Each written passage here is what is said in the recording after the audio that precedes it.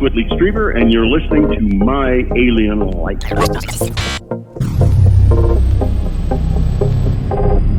The harder I tried to run, the slower I was moving. And then I could see my house. In this visual, I'm running towards my house. I can actually see through the wall of this hallway of my house. So I'm trying to get to my house. I'm running. And then just as I hit the wall, which there should have been a wall there, but it was open, it was like I was shot back into the house. So as I looked out the window, I noticed I saw this craft coming down, but all I just saw was the bottom of the craft. As it was coming down, there was a large humming noise, and that humming noise was very distinct. It was not so much that it was loud, but the vibration of it really hurt our ears. And just as it was getting closer to us, the trailer started to shake violently. Some were walking close to where my grandmother's property was, and they saw the UFOs coming down, and like they said, we tried to run so fast our feet didn't keep up to us. We had other people who were a little bit further from where my property was, saying the same thing. We saw the UFO appear twice. We think it landed. My Alien Life is recorded high atop the Northern Rocky Mountains and is heard all over the world, and you can listen everywhere fine podcasts are found. My website is www.myalienlifepodcast.com. There you'll find links to every episode, stories, photos, and much more. I'm your host, Cam Logan. This is My Alien Life, and the podcast starts right now. My Alien Life Podcast.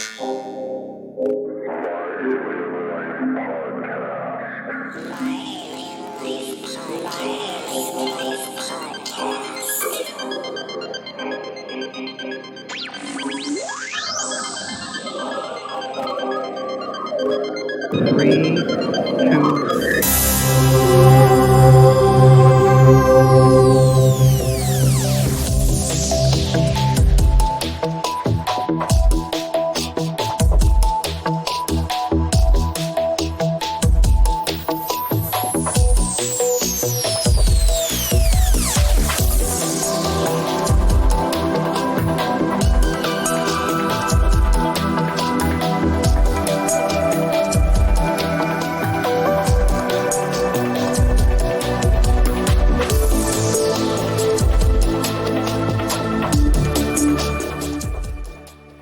Tonight, we go deep into the heart of Alberta, Canada, and one of its First Nation communities. We're going to talk about UFOs and alien abduction with our guest from Wabasca, Alberta. That and more is coming right up on My Alien Life.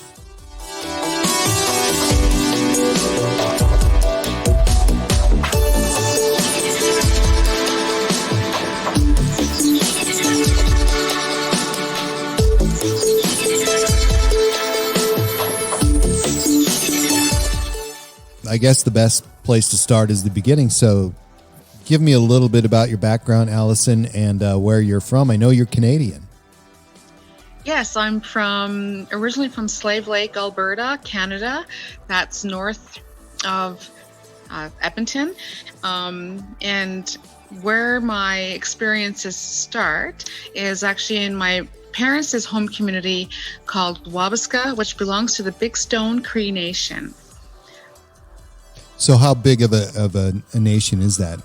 Any idea how member-wise, how large you are? So my job right now is actually I'm an off-reserve coordinator for our band, but there's approximately about 3,000 members that live on reserve and about 10,000 that live off the reserve. So they're all over Canada. So very cool. So in the United States, of course, we call that a reservation, and you use the word band. And yeah. So would be what would be likened to a tribe in the United States? Yeah, so I know the Americans use terms different than us. We're really different. Yeah, like we say Native or First Nation. Right. We don't say Native American because we're not American. But so it is a big difference. We do say like First Nation communities. We would use those terms. And yes, we belong to bands, so they call them bands over here. And so Big Stone Cree Nation is probably one of the largest bands, and I can't really say Canada, but we're pretty close. So give us some history about the band, because that's something that I don't know about. I live right amongst a native tribe here in the United States, and I know a little bit about what we do here. But what's a little bit of history that you like to talk about?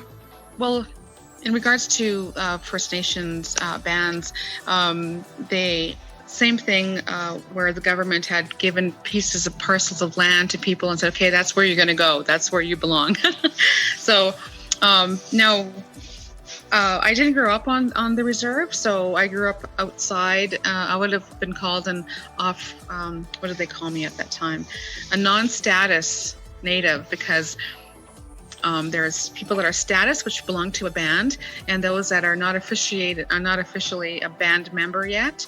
So they are like the non-status people. So yeah, I became a treaty member, which we call treaties. They were signed treaties up here back in 2006. So from that point is when I was actually officially Big Stone Cree Nation band member. So that's kind of where my story did start. That's where my grandparents are from. And if we were to get back into that topic, the original topic, I always felt that there was a connection to First Nations people and these abduction experiences or so on. Yeah. So that was the question I was going to ask you. Is it known amongst First Nation communities of Canada and about UFOs and other related phenomenon? And is it talked about? So, not so much with my nation. At least I have not connected with people who might know. I'm just recently finding out that there are some elders that are more aware of this connection than I am. I have not yet had a chance to talk to them. But other nations like Blackfoot, which are down south by the border, they have a belief in the star family, just like the Hopi down south, where they have that connection to First Nations and alien connection. I yet have not found that connection within my family, but that's kind of part of my mission in life, is to try to find why me, why us, and what is the connection and where was the disconnect, because I don't know the connection.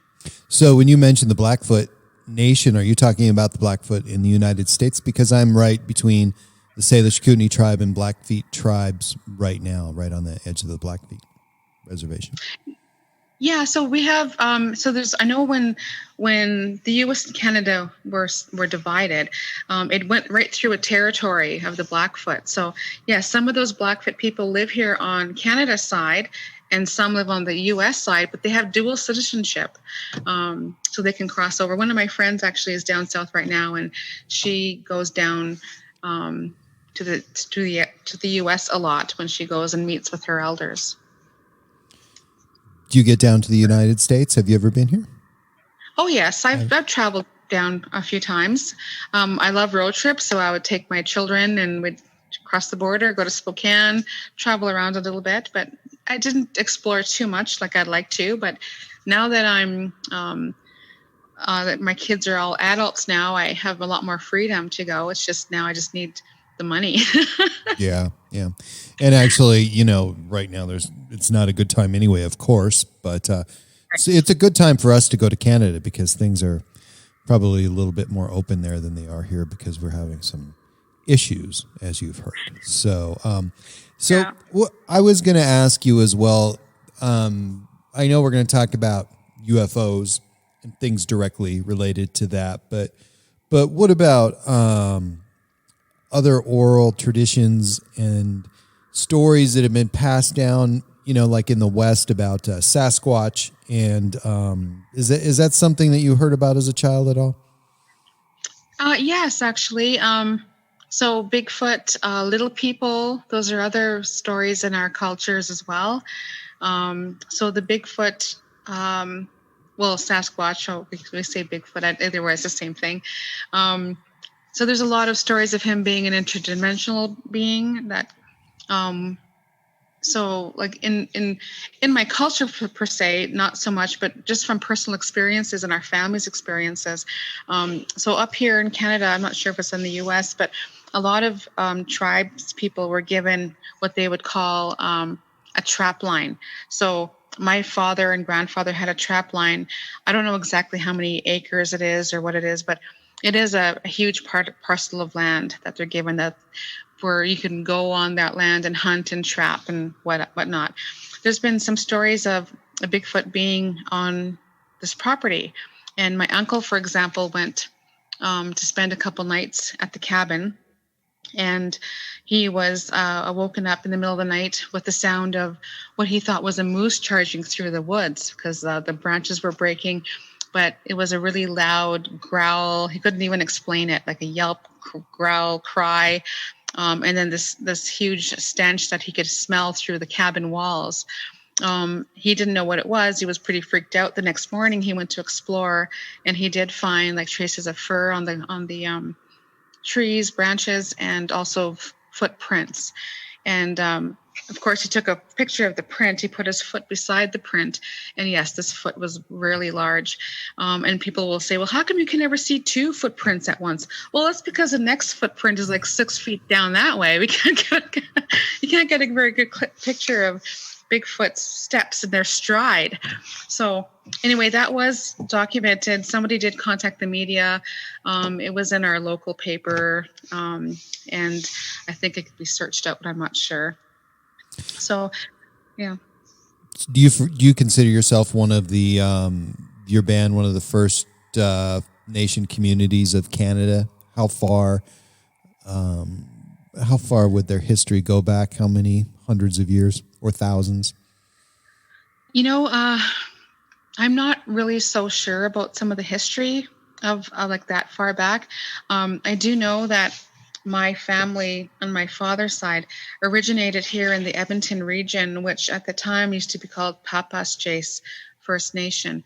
And when the city of Edmonton grew, they pushed all the natives off, and some went to different nations. My family went north to what was the town called Wabasca, and that's where my family resided.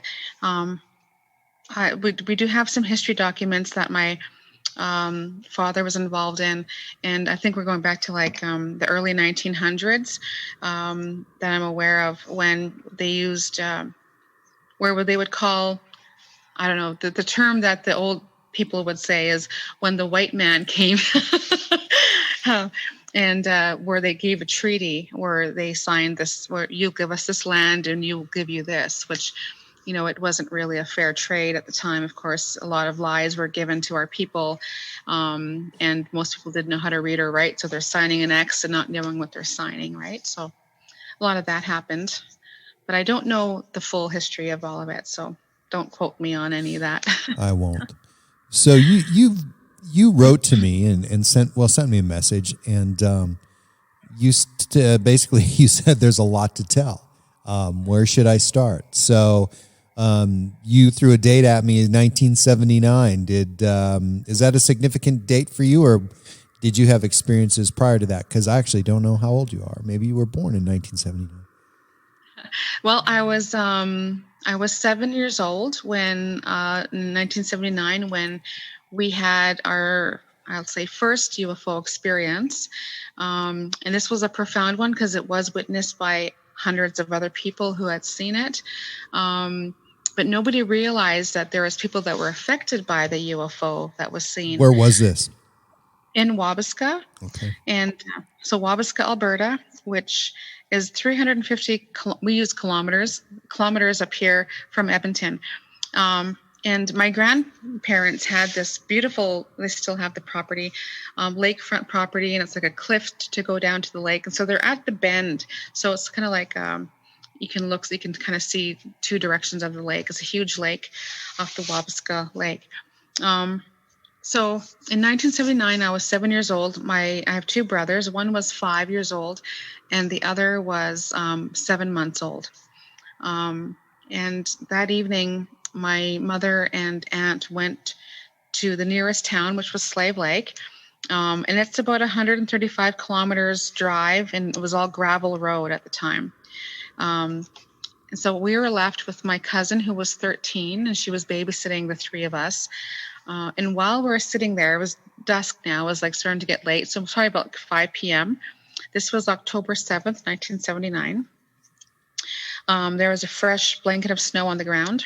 And while we were sitting there, I was sitting with my back facing the lake, but I saw the lights shining on the trailer walls, and the lights were coming in from the window.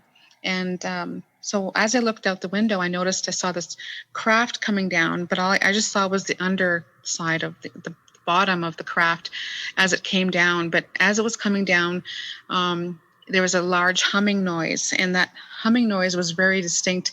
It was not so much that it was loud, but the vibration of it really hurt our ears. Like we were plugging our ears. We couldn't, it was really hurting our ears. So we were plugging our ears and screaming. And just as it was getting closer to us, the trailer started to shake violently. Like this was an old mobile home, like 1970s something, old mobile home. And it was shaking violently. So it felt like we were in an earthquake. Everything on the walls were falling off the walls, the pictures. My mom had little ornaments. Those were all falling off the cabinets. And so we all got scared, and my brother and I ran under the kitchen table, and my little brother was like reaching for us to carry him, but we're all like kind of in a panic mode, pulled him underneath the table with us. My cousin was running back and forth. And this is where things kind of get weird for us, is because I have what we call chopped memory of this. So the next one moment I'm under the table with my brother, and then the next moment he's not under the table with me any longer, and we're running and looking all over him, looking for him, calling out his name, and he wasn't responding to anybody. We didn't hear him, nothing. Then the next memory I have is actually looking out the window, and the UFO was across right above the lake now, and its lights were shining outward, like they were shining outward, but then there was a beam of light in the middle of the UFO, and it was sucking up water from the lake. And I thought that was really interesting, but at the time I wasn't like afraid at that moment. I just saw this streak of water going up into the UFO, and then within moments it was like gone, up, went straight up. My brother and I were kind of just sitting there, crying a little bit. My brother was mostly crying a lot. I was kind of still in shock, I think. My cousin was in the corner, and she was rocking in like a fetal position. And then my little brother was slumped over in his walker, the baby. And it was much darker now. So within moments of us all sitting there, my mother walked in, and she was supposed to be gone for like 4 or 5 hours. And so what I thought maybe my mom had seen the UFO and turned back around, because it felt like she had just left. And so I said, Mom, did you see the UFO? Is that why you came back? And she said, what are you talking about? We just came back from Slave Lake. What happened here? And so she's looking at the mess, right? All she notices is the mess around, everything off the walls and cabinets. And she was screaming at my cousin to, what's wrong? What's going on here? What happened here? And my cousin wasn't responding. She was in a trance of some sort. And my brother and I were saying, Mommy, we saw a UFO, and the trailer was shaking, and lights were all over. And we're, so 7 and 5-year-old trying to explain what had happened. And my mother wasn't really paying attention to what we were saying. She picked up the baby from the walker, and he was struggling to breathe. And she noticed that his lips were blue, and his eyes were rolling up. And within a few moments of her coddling, she was cradling him and saying, what's wrong, Stevie? What's wrong? He had a massive convulsion in her arms. Oh my God. Yeah, his eyes rolled up. His mouth was wide open, and that was really scary for us to see, to have him shaking like that. And then he stopped. He stopped moving. He stopped breathing. And we all started screaming and panicking again, like we didn't know what to do. We're running around screaming. And my cousin was still sitting in that corner. She was like still not really there. And so my mom yelled and said, we need to go get help. Let's go next door. Just at that moment, my grandmother walked in, because my grandmother lived next door. And she was coming over to check on us because she had seen and known that there was a UFO above her property. And so when she walked in, my mom in a panic just gave her the baby, and she didn't know what to do with him either. He was just frozen baby. And so we all ran across to my grandmother's house. Now, they literally had to drag me and my brother because we were too scared to go outside. We did not want to go outside, but they dragged us to my grandmother's house. And when we got to the house, they laid my brother down on the kitchen table. And if it wasn't for my aunt who was visiting, he wouldn't be with us today. She brought him back. She had just taken CPR training, so she was able to revive him. But one of the things, I did an interview with her in 2001. I was trying to figure out this story, what happened to us that day. She had mentioned that when he was laying on the table, when she was trying to do mouth to mouth to him, there was no air going into his lungs. So she looked in his mouth, and there was like a thick white foam at the back of his throat. And she said it was not any typical like saliva-based type of foam. There was something in there that shouldn't have been there. So she scooped out this foam out of his mouth, out of his throat, and then she was able to finally get a passageway through and managed to do the CPR, and he came back. So he was missing about 7 minutes of air. So after they revived him, he was taken to the Slave Lake Hospital again. That was a 135-kilometer drive. And then he was admitted to the hospital that night. So, yeah, it was very profound for us. Did he have any adverse effects from that experience later on? Do you know of? Well, the doctor said because he wasn't breathing for 7 minutes, that he might have some minor brain damage due to the lack of oxygen to his brain. Sure.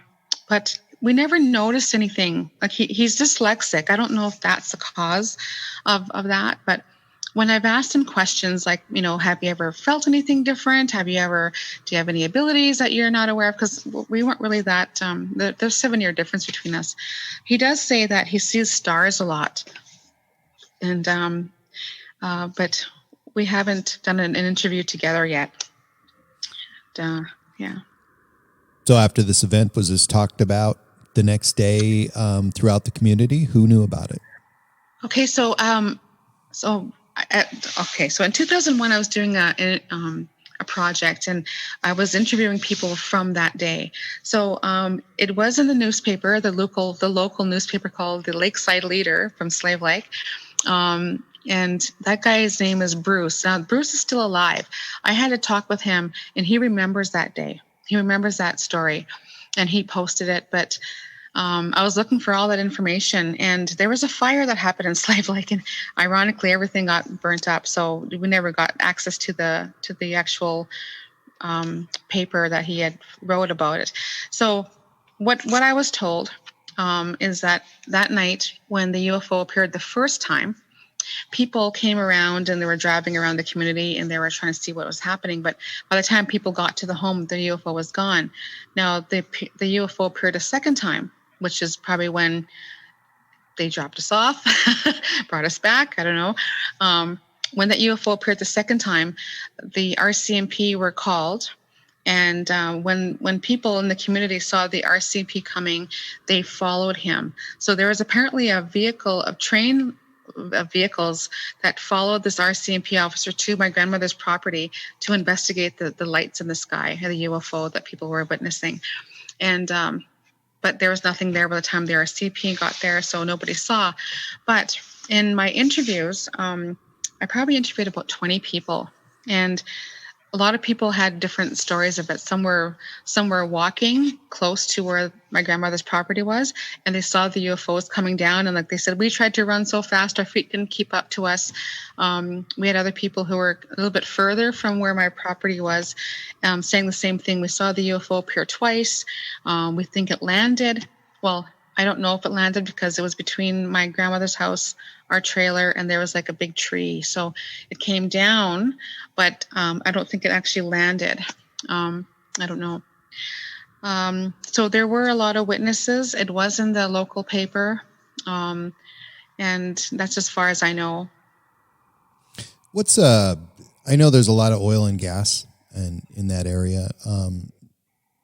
Is that how most people make their living now? Yeah, so I'll tell you the story about the oil and gas. So love to hear that. So in 1979, when this happened, there was no exploration of oil or gas at all. It was just a native community, one way in, one way out. Yeah. There a lot of fishing and hunting and that kind of stuff was still very prominent in that area. So in 1980, we had moved to Slave Lake because there's a lot of bad things that happened to us there. My mom said, we're out of here. We're getting out of here. So we moved to Slave Lake. And I remember I was in grade 3 and we had a school project. And the school project was we were supposed to write a story about our most memorable experience that we've had. So I thought, great, I can write about my UFO story because it was still very fresh in my mind. It was only, months away from when I had this. And so I wrote about my story. I remember I wrote like 3 or 4 pages, very detailed. And then how our teacher, she used to put everything on the bulletin board. So our projects would be on the bulletin board. And we all ran up to the bulletin board to go look at our project and our marks. And everybody we're supposed to read out their story. And one was about, she got a pony for her birthday. The other one wrote about their trip to Disneyland. Well, she wouldn't let me read my story out. And I had a big F on my mark. Yes. And I started to cry. And then she called me to her desk and she said, Alison, you're supposed to write something that was true. Huh. And I'm like, this is true. This is real. And I said, it really happened to us. And she kind of said, well, okay, if it's true, why are they here? And so this is what came out of my mouth that age. Mm-hmm. I said, Wabasca is abundant with natural resources. They came here for our natural resources. Now, I didn't know what the word natural resources was in grade 3. And I also didn't know what the word abundant meant. Right.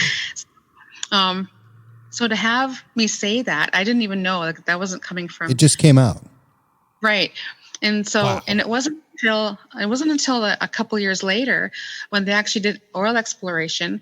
And it wasn't until the late 80s or early 90s when actually they found this huge abundance of natural resources in Wabasca. So, and to the west of Wabasca, is that what we're looking at? If we look on a map, are those all gas wells that stretch out to the east of town? Right. So Wabasca and so Fort McMurray has been very well known yes. for its oil and gas. So Wabasca and Fort McMurray actually would join if it wasn't for the river. There's a river that goes across, and so we're basically in the backyard of Fort McMurray. And yes, there was a lot of activity up there for the oil and gas industry. Incredible. Mm-hmm. Yeah, that's a good story. I'm sorry about what happened in school. I think that we should look her up. She may not be around anymore, but maybe not. Interestingly enough, that this is, I don't know if you know this, but I'm sure you know that the area was explored by David Thompson, who was called by the native people as Kukusint, which means stargazer. Is there a relationship there? I don't know, but he was right there. And for some reason, he gained that name. And I don't know anything about why, because my minor in, actually my other major in college was anthropology, Native American studies, and of course studied a bit about David Thompson. That's just something that's always stuck. And I knew he was up in that area. So he was called the stargazer by the people. I will have to look that up because I'm very curious. I know that Jacques Cousteau did a sweep of the lake twice. They thought that there was like a lake monster. Yeah. And when Jacques Cousteau didn't find anything, what he did find was a lot of tunnels under the water. So there's these stories of these tunnels that lead all over to the northern lakes. But I just learned about that over the past 10 years or so. So, yeah, perhaps there was a lake monster and he was hiding in the tunnels. I don't know. So you had the initial experience with the UFO, which is very dramatic. I love the way you tell the story, and it's amazing. And over the next year or so, or years, you've had other experiences as well. Right. So, so in the same year when I was in 1980, when we had moved to Slave Lake, one of my other, I guess, really vivid experiences that I had, that I was always fighting my sleep. I always wanted to make sure I was an insomniac for a long time because I was afraid to sleep. But in 1980 is kind of when it started for those nightmares, which I used to call wake dreams, because I'd be awake and then I'd wake up somewhere else and I'd wake up again. So it was really, I didn't know I thought that was normal for people, right? So one of those experiences is when I was 8 years old, I woke up on a stretcher-like bed. And on the stretcher-like bed, I couldn't move my body.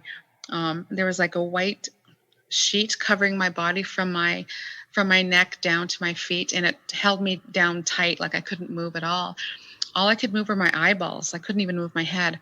And I was in this dark room. I felt like I was in a cave. And I explained it that way because it was dark, it was echoey, and there was transparent curtains that were dividing me with another girl who was in the room. I could see her she was in the same situation as I was, in this bed, stretcher-like bed with transparent curtains. And there was a light source shining above our head, but I couldn't see the light source. I couldn't see like a light bulb or nothing. It was just this illumination of light behind me, above me, and on her as well. And I heard her crying, and it was echoing, very deep echo. And I said, "Where are we?" And she said, "They're coming." And what I saw were two tall beings walking towards her, and she screamed, and then she stopped screaming. And then those two beings walked towards me. One was on each side of me. I couldn't see them because they had like robes covering their bodies and their face, so I couldn't see the face. But what I did see was this huge needle. Women would understand this. So it's like an epidural needle, very large needle, and it had liquid inside, and it was a yellow liquid. And I saw that needle coming at me, and then they injected it into my heart. I felt the puncture into my heart.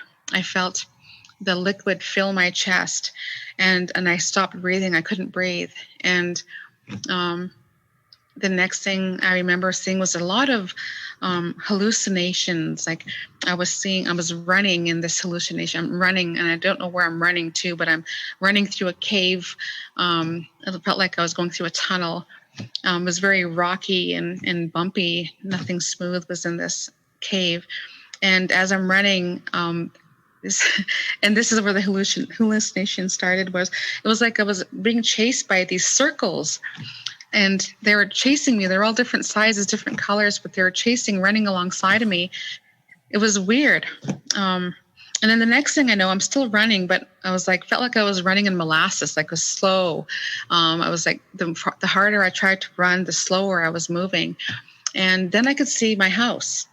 I could see the back side of my house. And at the back of my house was like it's a hallway. So then the bedrooms are on each side. So in this visual, I'm running towards my house. I can actually see through the wall of this hallway of my house.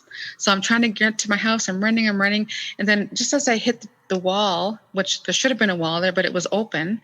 It was like I was shot back into the house, and I'm running down the hallway to the living room. And my parents were like, "What are you doing up? You should have been in bed hours ago." And I said, "Mommy, Daddy,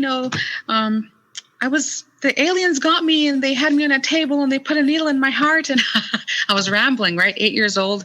I was traumatized. I was fearful. I was so scared. I remember my heart racing. But when I looked back, the wall was back in place. Like the wall was there, but it wasn't there moments ago when I ran through it. So that was one of those profound experiences that I had that I really felt. Now what happened was after that, I was having a lot of heart problems. I couldn't take a deep breath. It was really hard to breathe. I was listless for a couple days. I had major headache for a couple days. I could barely talk because my voice, I just felt like I didn't have the energy to talk. And so my mom took me to a doctor, and he said to me, "So how long have you been having all these ailments?" And I said, ever since the aliens put a needle in my heart." So that was my response to the doctor. And they looked at each other, my mom and the doctor, and my mom nodded her head. She thought I was, talking nonsense. And so, yeah, that's kind of how every time I would talk about it at that age, nobody took me seriously. Yeah. And, that's, that's kind of to be expected because, you're one of the either lucky ones or unlucky ones. But, getting back to that part of the world that you live in, I would say, without a doubt that where you're from and north of there through Fort McMurray and the Athabasca area is probably one of the richest places for resources on the planet. Number one, oil and gas, and then followed by they're one of the largest producers of uranium there. Mm-hmm. So obviously we've had UFOs reported, and people have made a connection between UFOs and nuclear power, UFOs and uranium, UFOs, and you saw a UFO collecting water or something, or something in the water, which is really unusual, and it's very specific, and that really makes me think. But it's such a remote part of the world. I know there's a lot more people there now than there were when you were first growing up, but very, very remote. I can't even imagine how brutal sometimes the winters might get, because you're right in the middle of Canada, and even that there's still a lot more Canada north of you to go. I mean, tremendous amount. It's a huge part of the world. So at time when you had that experience and the hard experience, had you heard of other experiences by other people in the area then? Actually, no, I didn't hear anything except for my grandmother having experiences in her life. And so that's why we put the pieces together that it seems to follow the bloodline of people. So my grandmother's had multiple experiences in her life, and she only told me of a few of them, but she kept it private. It was almost like a family secret. Nobody wants to be looked at and thought you were crazy, especially, in a small community. My grandmother was also a businesswoman, so she didn't want to make people think that she was crazy. What did your grandmother do for business? She actually helped.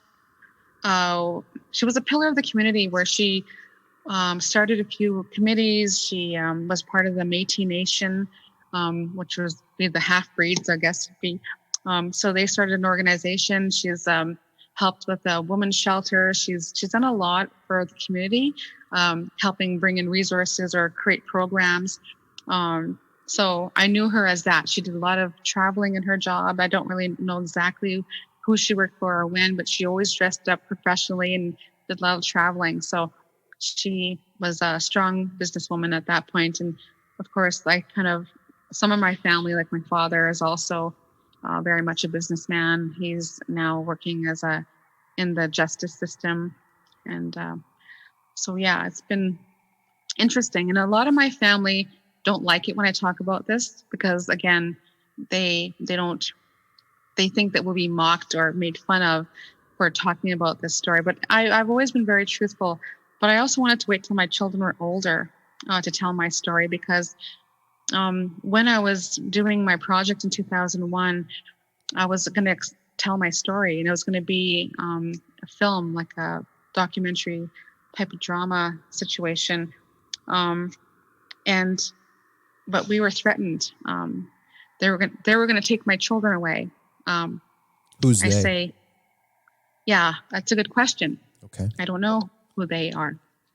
But they appeared to me as Panthers and the Men in Black. I never believed in Men in Black until that 2001 when I was telling my story, and I actually stopped everything because of the threats to my family. But that's kind of like the last part of my story. And you said Panthers. Yes, they appeared as Panthers, so shapeshifters. I don't know which. I've had other people talk about Panthers before. My nephew sees them too, so it's in our family. I don't know which species it is that can shapeshift into. So describe what that would look like. So in 2001, I was telling my story. I was writing it out. I was almost done. It was ready for Space Channel and APTN and our local station. I was just in the process of deciding who was going to earn rights to my project.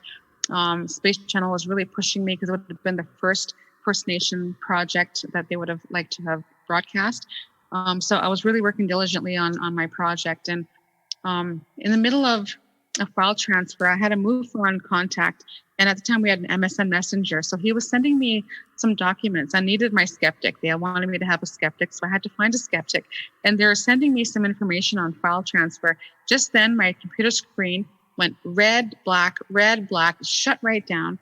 And I had one of those floppy disks in there. And so my disk was in that computer, and it wouldn't come back on. At the very same moment that happened, my phone rang. Of course, we had dial-up mostly back then. And my phone rang. And when I picked up the phone, it said 0123456789. And when I picked it up, it was just static. And so that was weird. I hung up the phone, tried to put my computer back on, and nothing was on the screen. It was all empty file folders. So one of my relatives was a computer tech. He came over and he said, "You were hacked. You were wiped clean. Everything is gone. Everything." My computer disk, it was one of those floppy ones, the bigger ones. Right. That was even wiped clean. So in 2000, that's when this happened, 2001, we didn't really have a technology to be able to hack the disk that's inside your computer. So it was a really strange thing. He said, "I've never seen that before. I don't know. Somebody's got higher technology than I have. I don't know who did that or how they can do that." But after that, I was really upset. I wanted to get back into my project. So that night I went to bed. I was kind of forced to go to bed. Like I mentioned, I was an insomniac. I was a workaholic on this project. So I went to bed and I had this, again, I called them wake dreams, where it was like I looked out my kitchen window, and I saw these 10 panthers. There was a few of them, 6 or 7, that were walking on all 4. And then 2 of them walked through the fence on their hind legs, standing.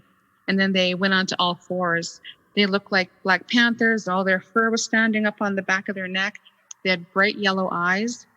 And 3 of them jumped on a tree, which was really close to my son's bedroom. And that tree was so close, it used to rub the branches on the window.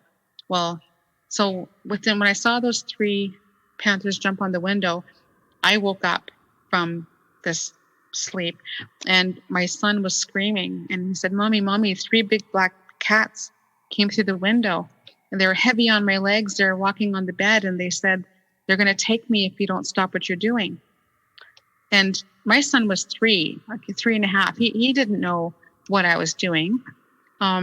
So I really believe that he was having a shared experience with me, with those 3 panthers that he said jumped through his window.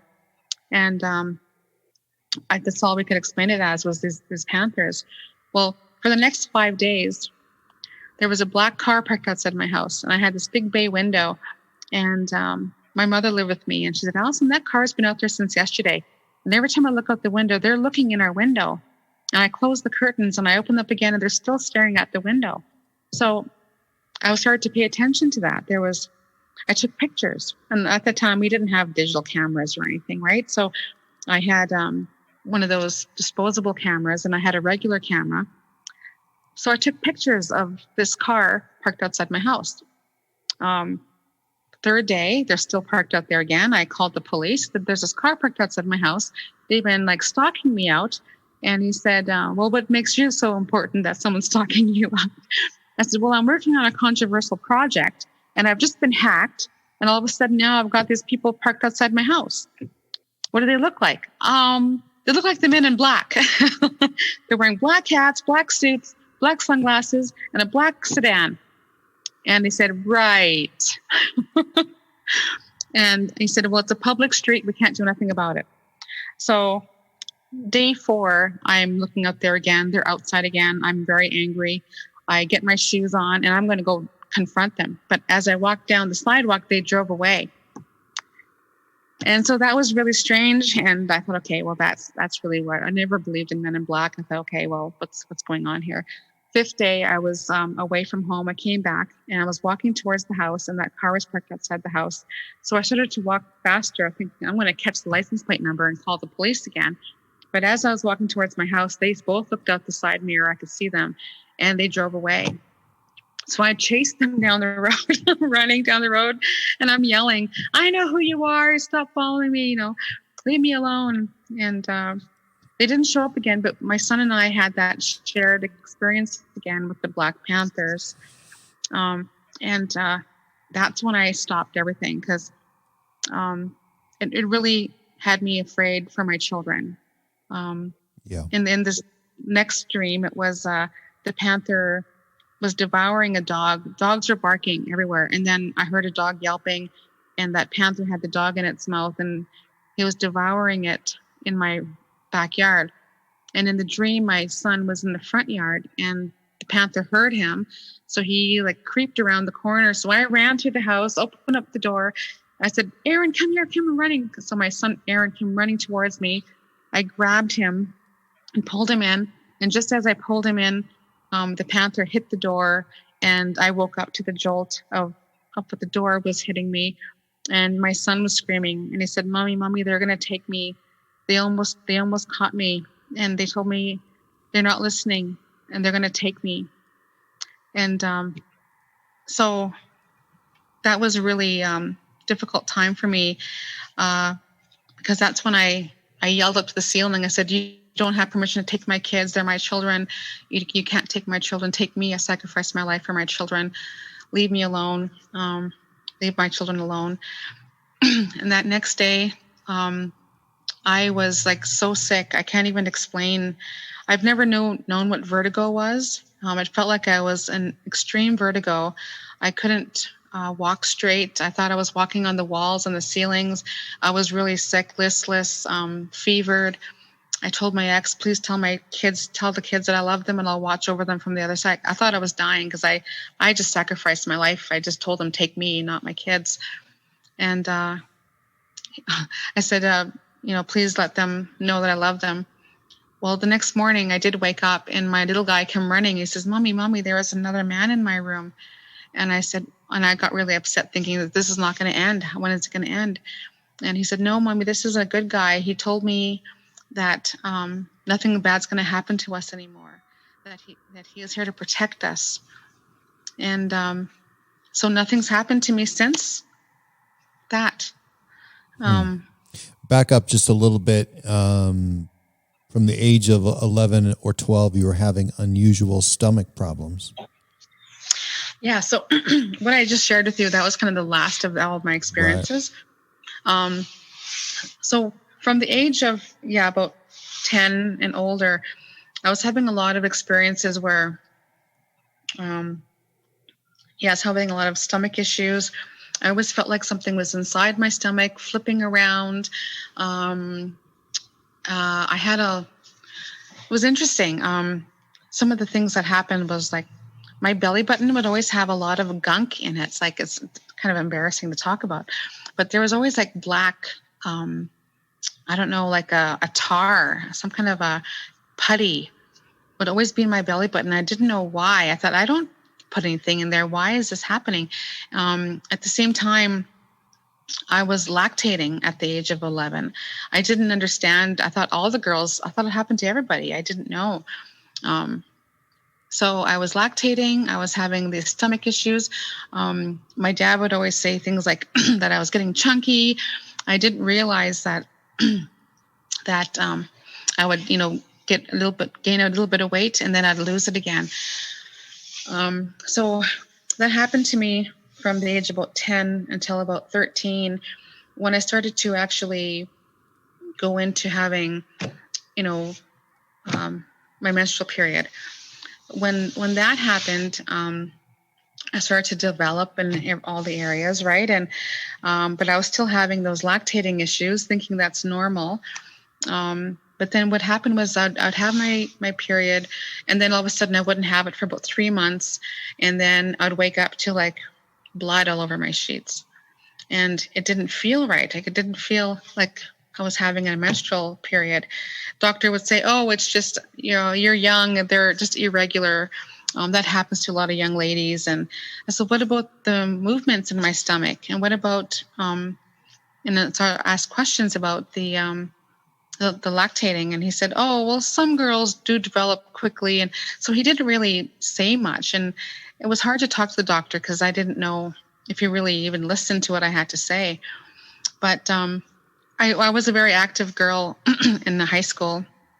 And I was in track and field and everything. And so when I was telling him about the stomach problems, movements, he kept saying, oh, you're probably just having muscle spasms.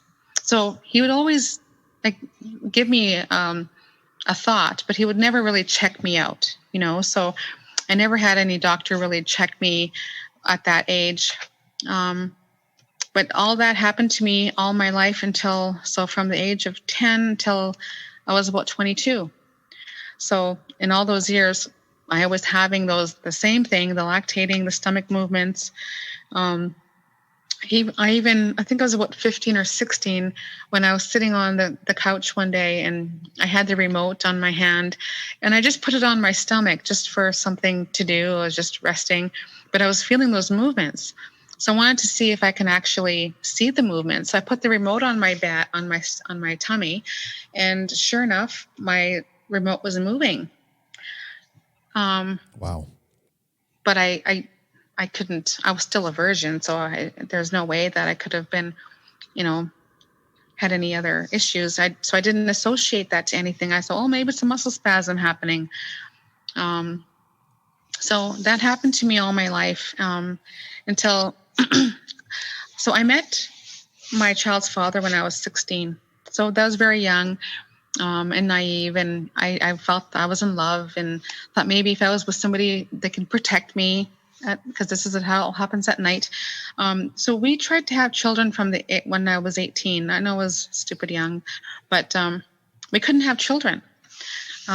So when I was 22 years old, I traveled with him through BC and I met some elders there, a lady, and I told her about my night issues.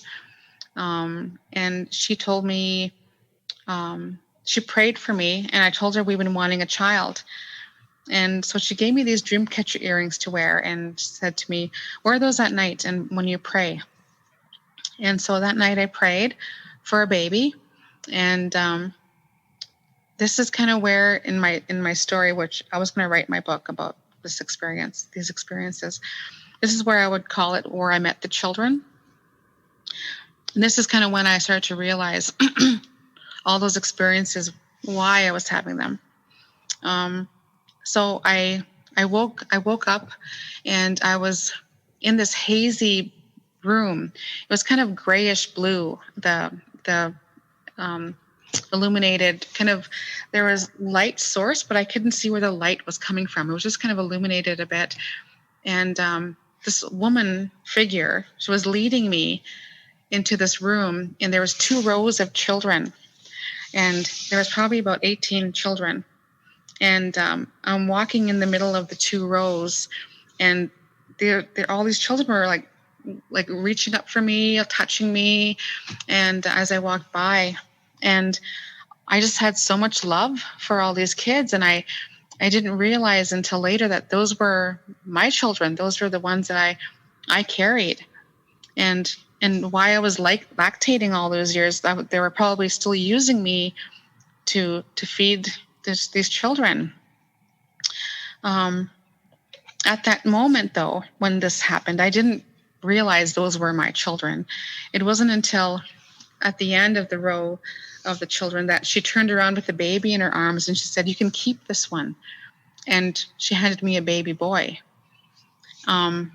So I woke up and I said, "Oh," I told my ex, I said, "Chris," I said, "a lady gave me a baby boy and told me we can keep this one." I said, "I met all these other children and I think they were mine, but she told me I can keep this one." And he thought I was crazy. He's like, "Yeah, okay, whatever." So then after that, I was having those heart pains again. I used to have these heart pains where I couldn't take that deep breath. That happened again. And I didn't know why I was having those heart pains. Like, this should be over by now. I'm pregnant now. Like, why is it? Or I didn't know I was pregnant yet. Sorry. I was having these heart pains. And so I went to the doctor, the hospital. And every time he was in the room, I didn't have the heart pain. I could breathe properly. As soon as he left the room, I couldn't breathe again. It was the strangest thing. I said, I don't know why it was happening. But that's when I found that I was pregnant. So after trying for 5 years, and then all of a sudden now I'm pregnant, and it was after that lady handed me this baby boy, and the date February 1st came up in all this, and I said, he's going to be born on February 1st. It's going to be a boy. And they thought, okay, that's crazy. And then sure enough, I found out I was pregnant, and when they did an estimate of when he should be born, they said February 14th to 20th, but I kept saying February 1st. So throughout the pregnancy, I finally, long story short, in the delivery room on February 1st, and the doctor said, how did you know? Like I said, I just knew. And it's going to be a boy, because he didn't tell me the sex of the baby at the time. But so, yeah, there was just some knowledge there that was given to me, and I knew. And after that, I had 2 more sons. So I have 3 sons, Earth sons. Wow. So what's next for you? I mean, obviously you've had a pretty exciting life so far, to say the least. So do you think this is ended, and you think it's you've moved on and you're in a chapter without this constant violation? Well, it wasn't in my mind an exciting life. It was very challenging. Absolutely.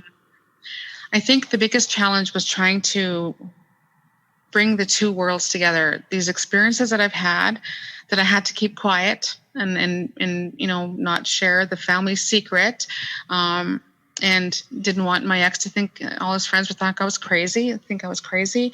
My children, I didn't want them to be teased or scrutinized for my experiences. So a lot of the things I did were like researching on the side. I would keep it quiet from my personal life. If I went to work, I had to keep this separate. There's a lot of people who still don't believe in this stuff, especially my story. It is very, unique, profound, but there's a lot of people that are in my situation, a lot of women who've been through what I've been through. A lot of people who don't even know what they're going through is what I've been through. And some that just want to keep their head in the sand. So it's been a really challenge to even want to come out and talk about it, because again, it's hard to talk about. It's like, where do I start? Do I talk about just the fact, the UFO stuff that was real, or do I talk about the reproduction stuff that was happening with me? And that's another one. People believe in UFOs, but they don't believe that people are abducted, right? So Right. There's it's been a tough challenge. So I have been wanting to write my book. I do feel like I wanted to tell the story. It's been a challenge to try to bring the 2 worlds together. If people ask me, like, what species of alien have you been in contact with? I would have to say there's about 5 different experiences that I've had, like 5 different species. And I don't understand why. So I've had experiences with grays. One chased me. He was wearing a silver suit and he had like a belt, and he was chasing me and he was shooting rays at me, but the rays were coming out of like his belt buckle, not like anything in his hand. And he was shooting these rays at me, and then he got me cornered, and I pushed his face away from mine because his face was like right in front of my face. And so I pushed his face, and his eyes looked like they're protruding black, big. But when I pushed him, my fingers went through the eye sockets of his face. Mm. So I always felt like it was a mask that they're wearing or some kind of a device, because those protruding eyes, they look like they stick up, but they're actually hollow. and it felt like silly putty. Like when I woke up, I still felt that in my hand. It was like an oil on my hand, and it felt like silly putty, the way it was cool and slimy kind of, but yeah. And then there was the tall ones that were in the, I call them the cloaked ones because I didn't know how else to describe them. I couldn't see their faces. There was the Panthers, the Men in Black. There was also beings that looked like to me that they were indigenous, that came to my room one night. And I was in a craft with them.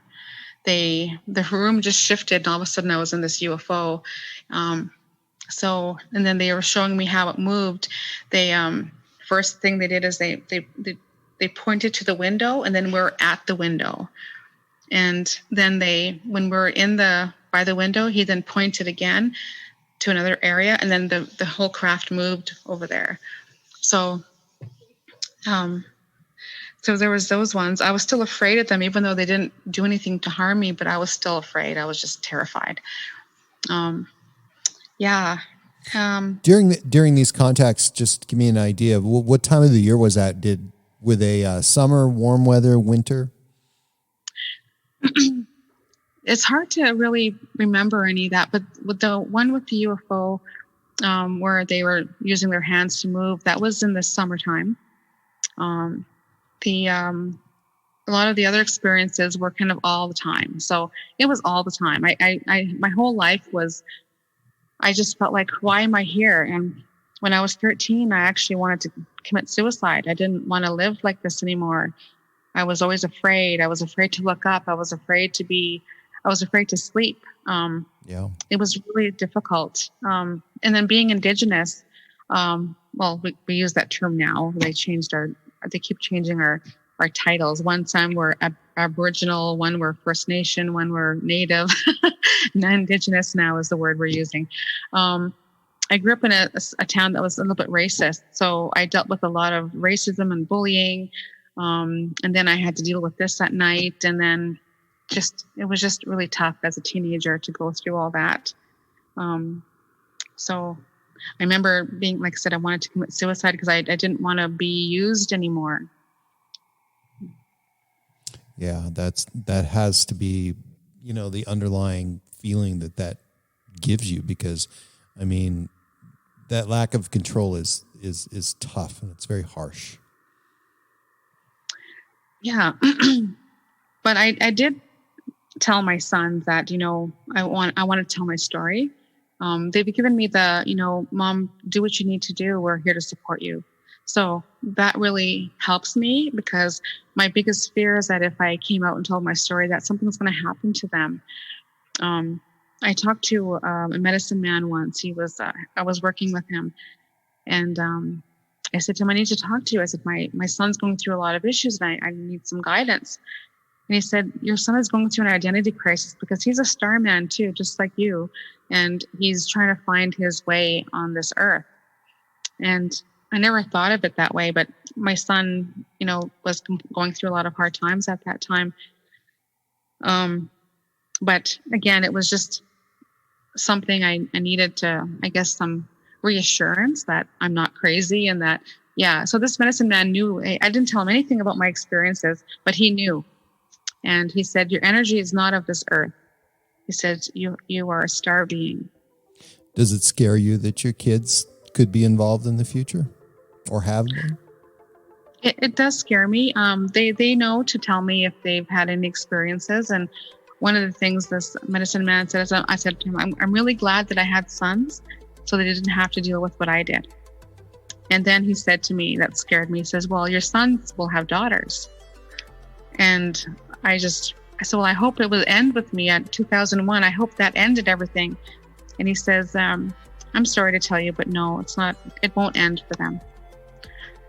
So those are things that I worry about. My sons are 20, 23, and 26 right now. They don't have children yet. So, those are just the things I'll be watching for when that time comes. And I hope that if that something does, they'll be able to talk to me about it, because I won't criticize them or ridicule them. I'll be there to support them and figure out how to stop this, because it was an intrusion. I don't feel, although maybe in the big story of things, maybe I was helping in some way, but the way they did it and the way they took me without my permission, it was an intrusion. And I've talked to many people who've said, yes, you did give them permission. I'm like, when? When did I give them permission? I don't recall giving anybody permission to take me and use me like that. So, right. So you said, you mentioned a couple of times about a book. Are you going to write a book? Are you in the process of writing a book? I want to. I haven't yet done that. I'm kind of like in this transition mode in life right now. COVID has really affected me. I am working temporary right now, but I wasn't working for a long time. So I had a lot to figure out in my life first. And once I feel some stability, that's when I really want to get down to start writing. I've thought about it. I did a video stories once, and that site was shut down. So I've tried a few different things. I do want to tell my story. I don't want to happen to my grandmother didn't get to tell her stories, and I want to be one to tell my stories and hers as well. Absolutely. Looking forward to hearing more about the story. And Alison Yellowknee from deep in the heart of Alberta, Canada. It's been such an honor. Thank you so much. Thank you, Cameron.